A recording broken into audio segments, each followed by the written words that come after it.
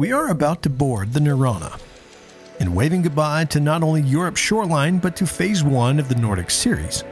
Our ferry is currently charting towards the Faroe Islands, our planned port, but we didn't realize that this late in the year, the ferry only visits once a week, meaning we will have to spend a full 7 days on these tiny islands.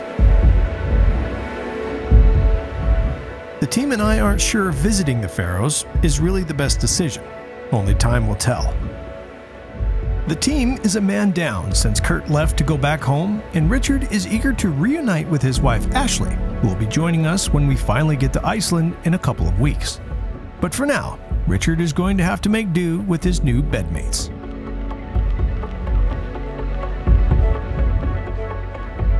We are on the ship, and we have adjoining rooms. Well, I guess they're not adjoining, they're just adjacent. So, Menstrellen's in one room, and Crofts plus one Giordano in the other room. It's a luxurious berth. Hi, Richard. With plenty of room. Oh, hey. I couldn't help but notice that in the other room, it was clean and organized, and everything was put away. Oh, yeah. And ours is a little bit of a trash fire. I blame the teenager. Yeah, it's definitely Sai's fault for having like cameras. Who's in the shower right now? Hey, Sai. Cyrus. Oh, it's locked. Turn the light back on. Dude, no. So yeah, pretty sweet. Oh, Cyrus is dynamic. Cyrus! What? Can we come in? No.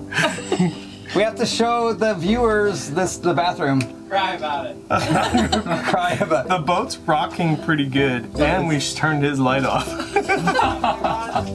What? Can you turn the light back on? I don't know if it's on.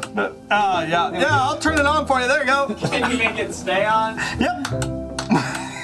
What do you think? Tell me when to stop.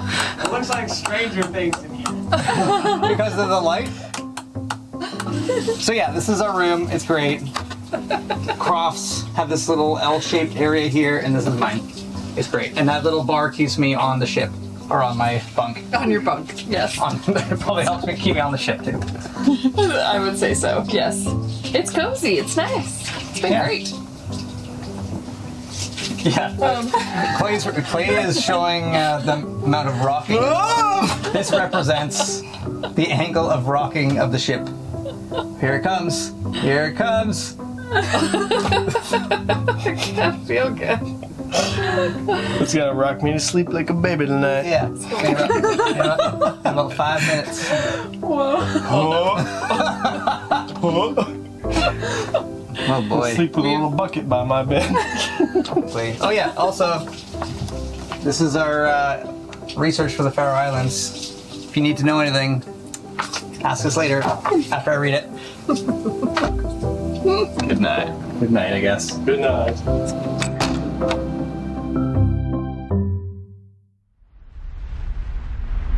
Expedition Overland Season 5, the Nordic series, is presented by General Tire. For whatever you do, General Tire delivers. And in association with Patriot Campers, the ultimate in overland trailers. And by X-Overland's official apparel partner, Vertex.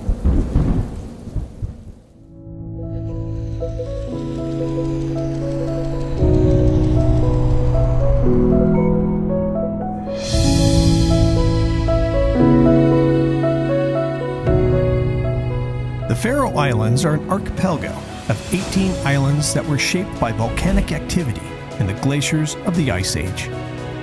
17 of the islands are inhabited, and they are connected through various ferry systems by sea, helicopter routes by air, and roads that travel under the ocean.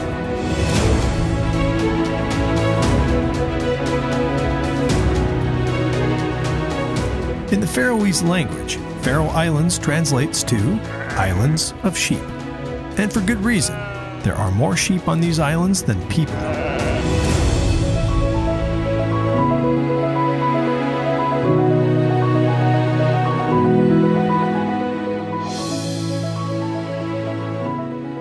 Although we're still apprehensive about our decision to stop in the Faroe Islands, the team is feeling excited to walk on the soil of such a remote location. Our fleet fridges are empty though, so we need to hit up a local market to resupply before we can continue on. what treasures we find in here. Ooh. Rochelle is eager to bring warmth and joy to the bellies and hearts of the team by chefing up an excellent meal for tonight's camp. I got steak and potatoes for like a yummy steak dinner tonight, if that sounds good. I feel like we haven't had steak yet, and it was wrapped in bacon, so I went for it. An upbeat smoothie, mango, I don't know how to pronounce, I don't know what that is, but also coffee extract. I didn't know it had coffee extract in it. Doesn't matter, I'm still gonna get some iced espresso. I've never had the bold before. All right, we have some other Faroese cuisine, I can only assume. We have cheese puffs and bacon smeg. Do you guys wanna try this cheese? I hear it's real good. That was a good one. Wow. Don't actually want it, I just saw it and I wanted to say the joke. I appreciate it. It was totally worth it. Everything you see here comes by boat or plane. The only exports of the Faroe Islands are sheep and fish. It's interesting feeding 8 people. So every time we come through with all these groceries, it's kind of a process. Yeah, and one giant overflowing buggy or cart usually feeds us well for 4 days. Yeah, 3 or 4 days, I'd say. And then it's time for fruit and veg and meat. Yep, definitely. It's been good though. You get to try a lot of different things. Yeah, it's been great. With our fleet resupplied, we're ready to see if 7 days in the Faroes is a mistake or not. Kirkjubor is home to 2 important Faroese historic landmarks, St. Olav's Church and the oldest inhabited wood house in the world. The Kirkjubor farm is also a working farm, holding sheep, cattle, and some horses. You can even get a cup of coffee here and buy fresh mutton and beef directly from the farmer. In fact, Kirkjubor has been cared for by the same family line since the 1500s. So the Pattersons, this is the family that's been here forever. 17 generations. Wow. Like from me to you is a generation. 17 of them have lived here. Wow. Built before 1200, St. Olav's Church is the oldest church in the Faroe Islands and is still in use today. Oh, wow. Smells good. Oh, whoa. Whoa. Smells good. The smell of wood mixed with the salty sea air light up your senses as you walk through the doors of this medieval church.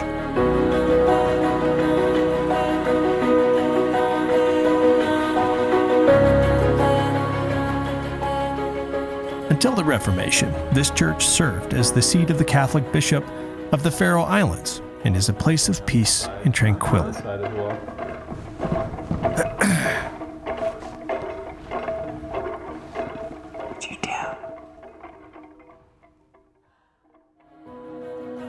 Next to St. Olav's Church sits the old farmhouse of Kirkjubor, the largest farm in the Faroe Islands.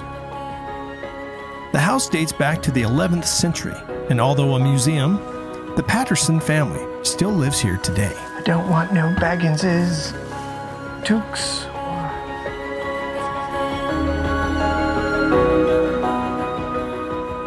Being that there are no woodlands in the Faroe Islands, legend has it that the logs used to build this farmhouse consisted of driftwood that made its way from the lush forests of Norway. Now that is old.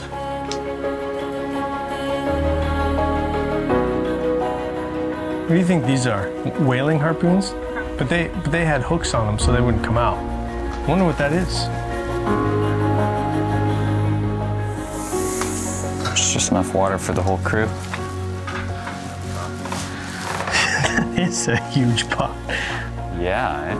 Yeah, this is exactly what We'll finally have enough coffee for the morning.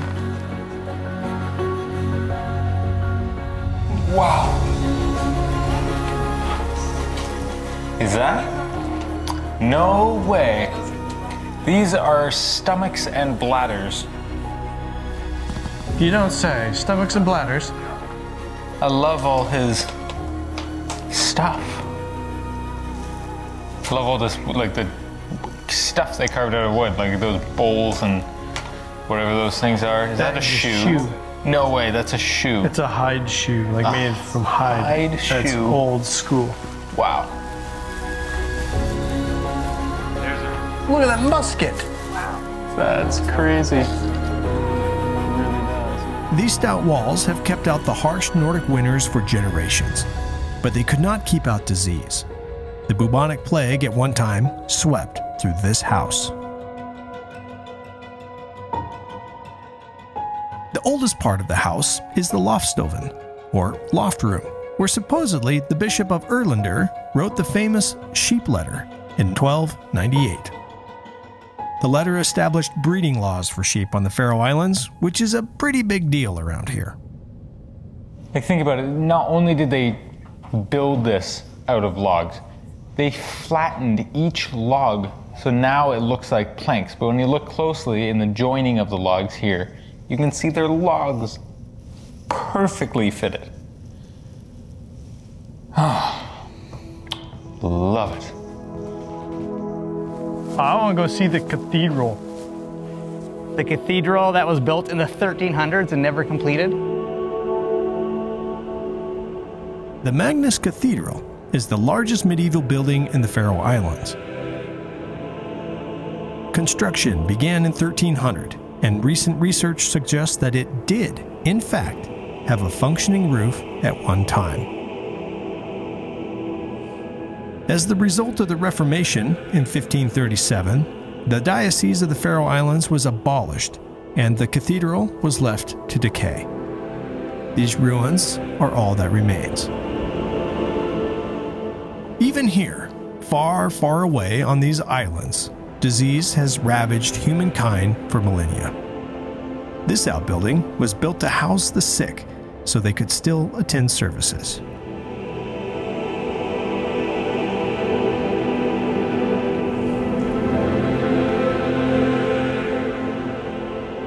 Well, welcome to the Faroe Islands. This is absolutely a bucket list location for all of us here. And even as we walked in right here, we were saying, man, it feels like we're in a postcard. And I was like, we are in a postcard. This place is super cool. The ferry only comes through here every 6 days. So we had to make a decision, go all the way to Iceland and skip the Faroes, or spend 6 days in the Faroes. As overlanders, we desire to experience so much, and yet we have so little time to do it. When will we ever again find ourselves one step away from the Faroe Islands? Maybe one of the keys to traveling is to remember that by the nature of what we're doing, whether you choose to turn left or right, you're always winning. So Richard was doing some research and saw that this tunnel cost 1 billion krone. Also, it is the second longest tunnel in the world. The longest is in Norway. And it is the very first underground roundabout. It's pretty ridiculous. Here we go. This is so cool. Driving around it at this moment, we are 600 feet under the sea. It's like a Disney World ride in your truck. I was just thinking that.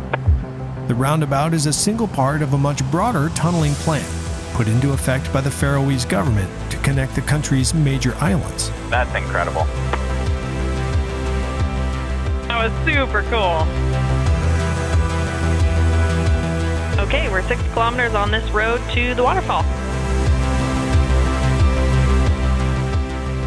Rochelle has discovered a unique natural phenomenon made possible by the copious rainfalls that occurs in the Faroes each year.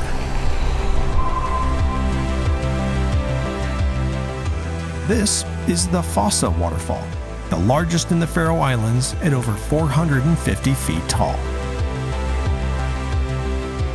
On average, the Faroe Islands receive 260 days of rainfall each year. Knowing that, we are extremely lucky to be here with clear skies, and we're taking in every moment of it.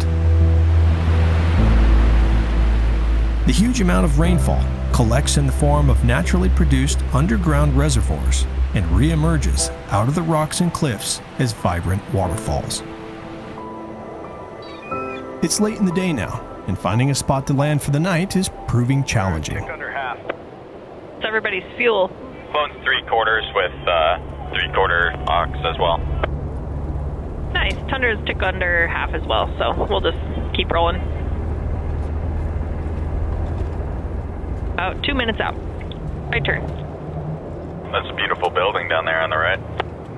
For the first time in our travels, we have found ourselves in a nation where overland camping is not technically possible.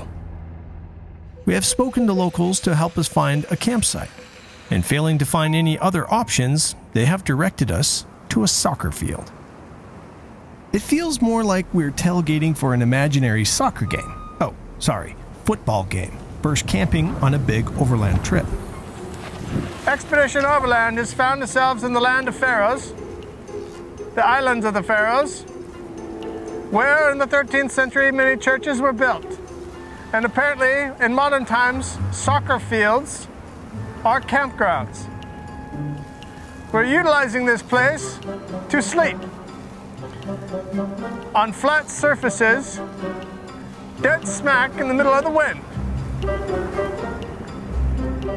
This is our 29th camp of the expedition, and tonight we'll all be huddled inside of Richard's tent. That concludes tonight's report. Back to you, Charles.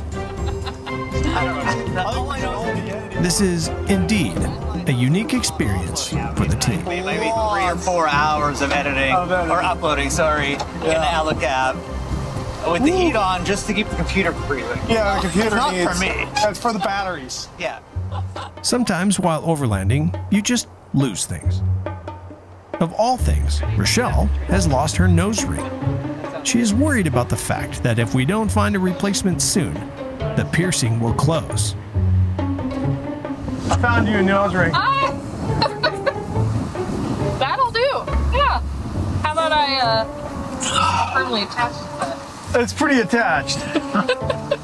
I like the commitment.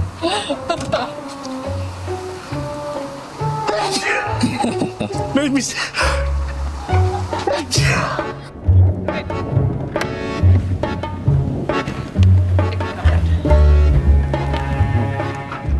So we stocked up on groceries today, and I kind of decided they had a really good selection of steak, and the team was in need of a really good hot meal tonight. So I figured we'd do steak wrapped in bacon, fresh potatoes. That's what we're having. Big hearty meal. It's cold, it's windy, and hopefully we can all go to bed full and warm and very content. I think this campsite will become memorable for reasons that go beyond the romance of an Instagram shot. How many people can say they camped on a soccer field in the Faroe Islands? Having a production meeting. Oh yeah. It's a production meeting. I thought While it was a software. production meeting. While checking if the heater works. It does. Check. Awesome. Checked. All right, I'm gonna have to turn this heater down because it's too hot in here, but should have a nice cool night if I open up the windows. All right, have a good night.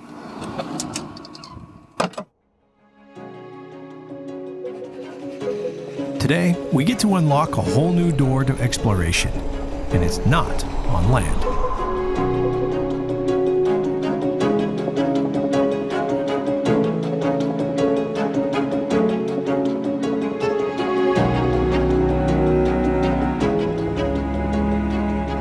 Motor vehicles, underground tunnels, and roundabouts are relatively new around here. The traditional means of getting around the Faroe Islands is by boat, and in the eyes of some around here, that method is still the best.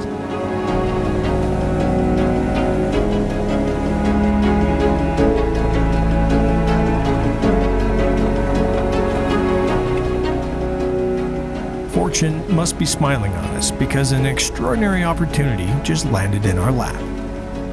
We are aboard a seaworthy vessel dubbed Dragon, a name that fits our Nordic environment. The life of a Faroe Islander is a life built around the sea. People here sustain their lives and that of their community through fishing and travel upon the ocean. It is a simple and hardy culture that has endured for generations.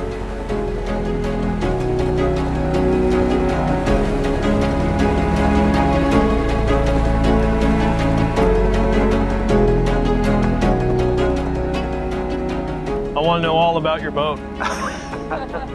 This is this is an old fishing boat, built in Denmark in 1945. She has been to Greenland, Iceland, the Faroes, and the North Sea, and she has been all over the Atlantic. Actually, here in the area for fishing, they got her and started to rebuild. They took everything out. It took 10 or 11 years, I think. The full story is that every Tuesday there were 4 men who worked on this boat for 12 years until it was fully restored. It's a big walk. Yeah. Very steep. Yeah. Huge cliffs. And he was just telling me that there's a village on the other side of these cliffs, and they would walk over the top of it to come to church right here. Church is and there. This is the only church. So every Sunday they'd come over these cliffs to go to church. And then they walk back over. And they go back home. And happy. Happy. I'll never complain about walking to work again.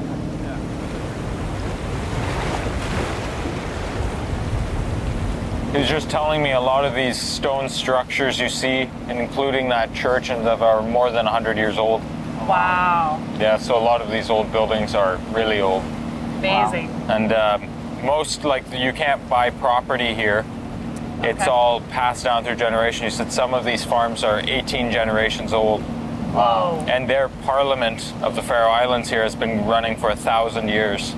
Wow. Yeah, that's crazy. The Dragon is an amazing vessel, and being aboard is a thrilling new form of travel for the whole team. I am starting to think that Dan's future may need to be swapped out from wheels to a boat. He just has that nautical itch of a passionate seaman. I started in 1975 as Our captain has spent a lifetime traveling, solo and with his family, taking in places like Greenland, the Shetland Islands, England, and Iceland. 12 months. We stay on board 9 months and home for 2 months, maybe 3. Okay. And then we go back. Then back for another 9 months. Yeah. Wow, that's but a at long that time, I just met my wife at the time. She was not very happy when I come back. Probably not. And you were just moving merchandise back and forth? Yeah. Okay. But at that time, you know, there were no problem with pirates. There were not that much wars, you know. So I was allowed to bring my wife on board. Okay. And my kids too. Oh, wow. So my daughter, she was, I think she was 5 years old. She came on board. Getting to know our captain, I see a lot of similarities in our lives and thinking, in particular with how we desire to travel with family. It's inspiring to learn from a fellow traveler and find our common ground, despite living worlds apart. Our captain has drawn us into a dark legend that's memorialized at the edge of the sea. The legend of Kopakanen, the Seal Lady, is one of the best-known folk tales in all of the Faroe Islands. Among the Faroese people, seals were once thought to be former human beings who voluntarily sought death in the ocean surrounding them. Once a year on the 13th night, they would be allowed to come on land, strip off their seal skins, and enjoy themselves as human beings. On one of these occasions, Kopakanen, a beautiful seal woman, was abducted by a local farmer from the village of Mikladalur on the northern island of Kallur. The farmer forced Kopakanen to be his wife and bear him many children. When she finally escaped, she laid a curse upon the men of Miklaladur that would forever cause them to fall from cliffs and drown in the ocean until the number of dead could link arms in a chain around the shores of Kalsoy. Because the men of Kalsoy continue to fall to their deaths and drown in the sea, it is believed that dreaded number of dead has not been reached. And so the curse of Kopakanan remains. Moving on from the Seal Lady, we're heading toward the northernmost tip of the island.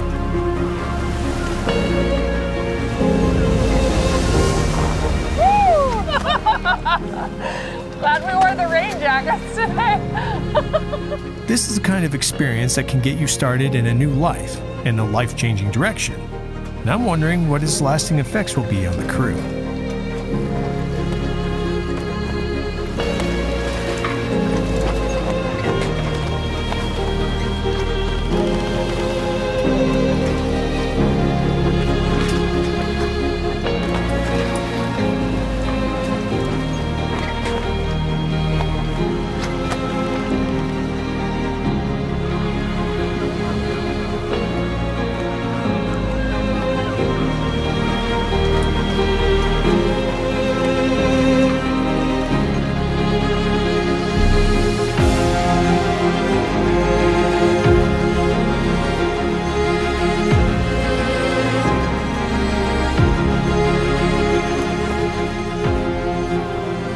That's amazing. That is so cool. Oh, wow. Rounding the northernmost tip of this remote island, our captain finds mooring in a sheltered cove. The cliffs are simply beyond belief.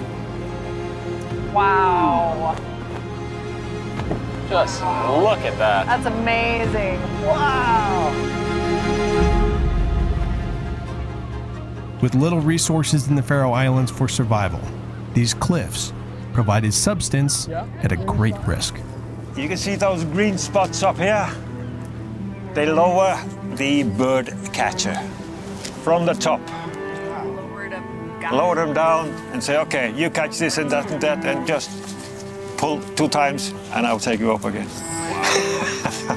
That's a trust building exercise. It's a little bit crazy. Think about what they did. Yeah, just to eat. Just in order to stay alive. Yeah. Our captain has us all intrigued by mentioning that there's a lighthouse at the top. For our team, this is a challenge we just have to accept. With much to reflect on and much to anticipate, we retreat below deck to explore the ship's cabin and warm up a bit. Our captain is steering Dragon back to port, but for us, our return to land will just be the beginning of our next adventure. Cross over here, to there, to there, to there, and back here, to there. Now we go here, next. To here. I wonder what'll happen over here. It's pretty incredible stuff. Sweet. With our exploration appetite filled and brains exploding with information, we are heading back to port, and the team has developed a plan to make it to the lighthouse island tonight. Tomorrow, we will attempt to reach it if the weather holds.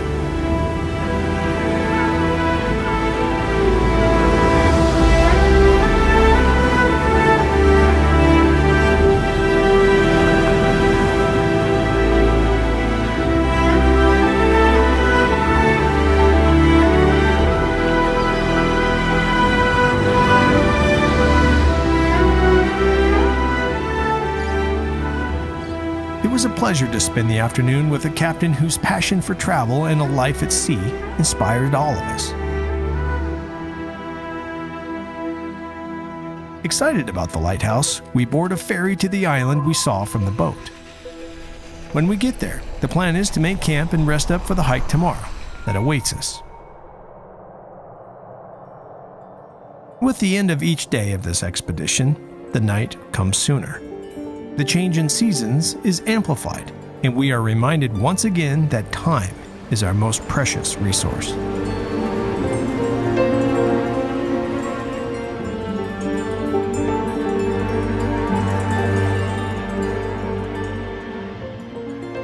The morning brought the unexpected in the form of clouds and rain, so we're taking some time to edit as we wait for the weather to lift.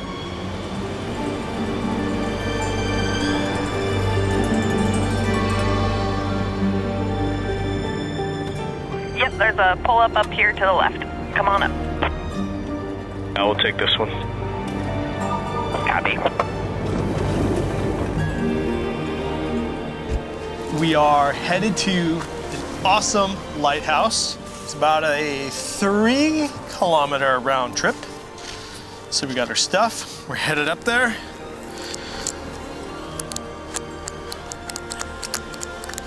I got it. Should be a good time. The name Faroe Islands literally means Sheep Islands in Old Norse. Sheep originally arrived on these islands in the hands of Vikings, and these hardy little animals thrive in this extreme oceanic environment. That's proven by the fact that the Faroe Islands have more sheep than people, with the sheep population kept at around 70,000, and the last human census here came in at just over 53,000 people. Sai is missing his girlfriend, so he tries to pick up a sheep. There you see The hunter. the hunter in the wild. So majestic is the sheep. Sorry, I wouldn't follow it anymore. Enough messing around. It's time to make our way to the ridge. Almost died. There's a rumor that along the ridge is a special tombstone, one that seems to fit the mood of this place surprisingly well.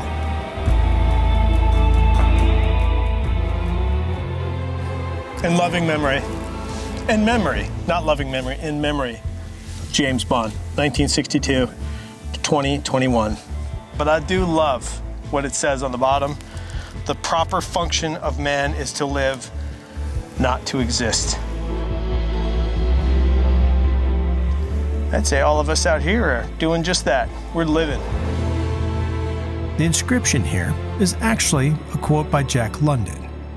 In the year of his death, and in its entirety, it reads, "The proper function of man is to live, not to exist. I shall not waste my days in trying to prolong them. I shall use my time." Time is the great equalizer of humanity, you might say. The tragedy is not to die doing what you love. The tragedy is to get old, only to discover that you have never really lived. Oh my word.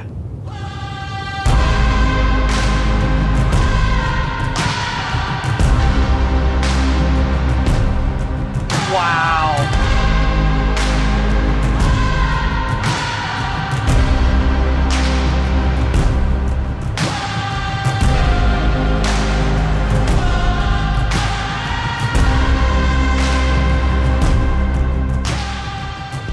This place has essentially left the group speechless. It's a moment to just soak in, and no other words are necessary.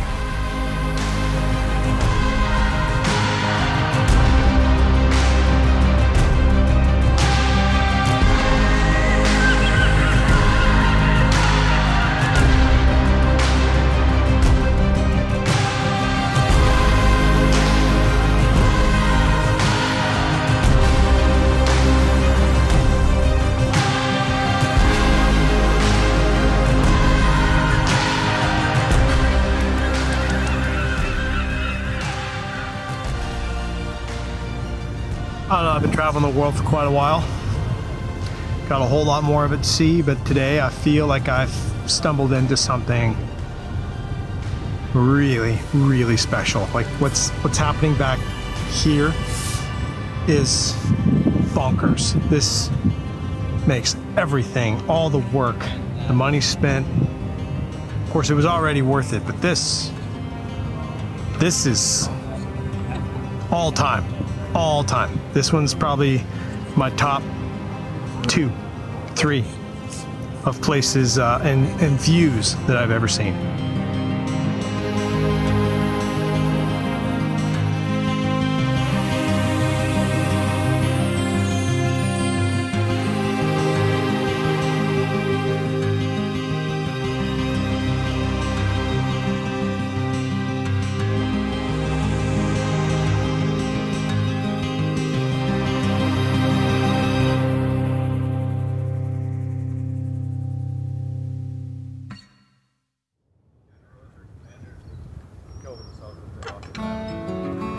Riding on the high from our epic evening, we return back to camp to settle in for the night. Our plan for tomorrow is to check in to an island cottage to rest up a bit and prepare for the ferry to Iceland.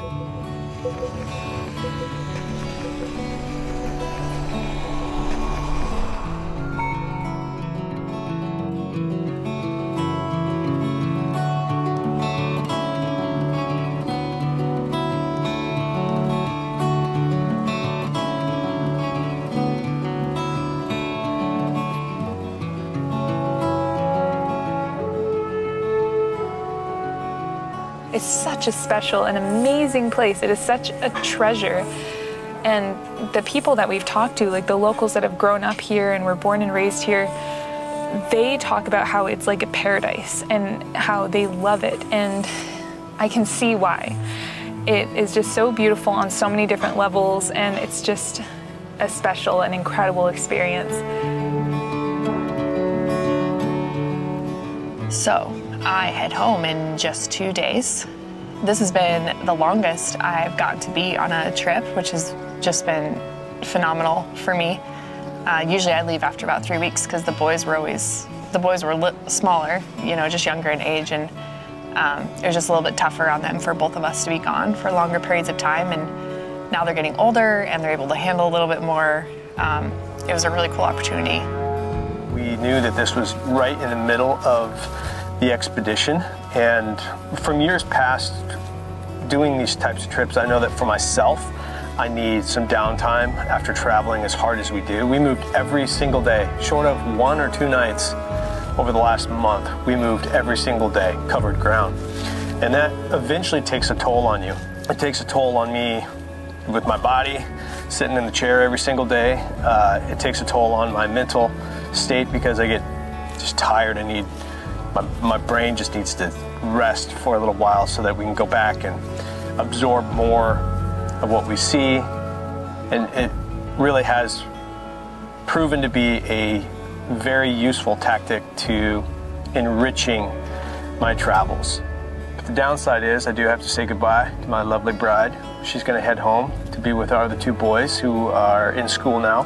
Grandmas are watching them and friends, and need to relieve that. And so I will be carrying the torch over here for the next month, and she'll be carrying the torch at home, making sure our kiddos are doing good. This place is spectacular. I'm having a hard time focusing because I want to look out and absorb every second of it that I can. But at some point you got to tuck it away and take a mental snapshot and walk away. Here's to what's next. See you on the other side. Iceland's looming. It's right there on the horizon. We're 1 night on a ship away from being there, and that's in many ways a pinnacle of this whole expedition. Even though it's sad to leave, the place we're leaving to really gets me excited. You know, it's legendary. I can't wait for Iceland. Iceland's gonna be insane. I really want to see the black sandy beaches. That's like one of my top things to do. The Faroe Islands have been a kind of intermission for us, a time to rest, capture some new experiences, and check in with ourselves before picking up our new team members and fully diving into phase 2 of the expedition.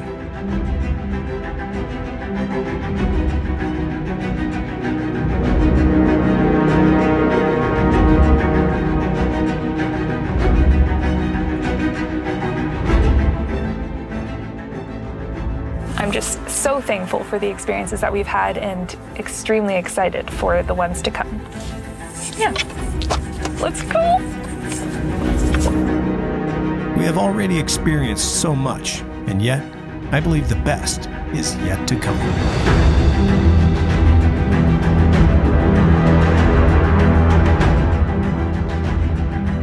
Is the Faroe Islands worth it? Yeah, beyond a doubt. Beyond a doubt it was worth it. This place is fantastic. It also goes to show you that you need to see these places for yourself, because even if people tell you not to go there, those places can turn out to be the best gems that we've ever been to. Join us in the next episode as we begin phase 2 of our trip.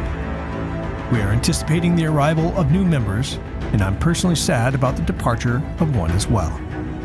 But big things are on the horizon, and tomorrow's sunrise will bring about new adventures in episode 7 of the Nordic series.